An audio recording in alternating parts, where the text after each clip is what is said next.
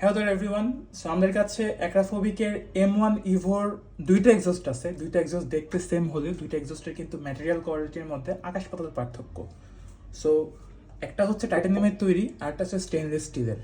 So অনেকে আমাদেরকে ask করে যে ভাইয়া কেন আমি এত এক্সপেন্সিভ একটা এক্সস্ট কিনবো যেখানে কিনা আপনারা আরো কম প্রাইসের মধ্যে সেম লুকিং এক্সস্টটা দিচ্ছেন।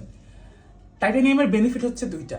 একটা হচ্ছে যে স্টেনলেস স্টিল হচ্ছে লং টার্ম ইউজে ব্ল্যাক কালার হওয়া স্টার্ট করে, বাট টাইটানিয়াম কিন্তু রেইনবো শেড নেওয়া স্টার্ট করে। সো মানে আস্তে আস্তে এটা রেইনবো কালারের দিকে যাবে। আপনারা যদি খেয়াল করেন এখানে কিন্তু লেজার লোগোটাও কিন্তু হালকা হালকা রেইনবো শেড দিতেছে, কিন্তু on the other hand stainless স্টিলে কিন্তু কোনো রেইনবো শেড নেই, এটা কিন্তু একদম বেসিক ব্ল্যাক কালার হয়ে আসছে।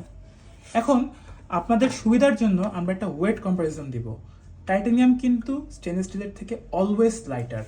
সো এটা হচ্ছে proper after market performance equipment. So আপনারা যদি দেখেন এটা হচ্ছে অ্যাক্রাফোবিকের আপনার M1 ইভো টাইটানিয়াম কালারের, টাইটানিয়াম কোয়ালিটির আর কি। সো এখানে হচ্ছে আপনার আমরা ওয়েট করতেছি।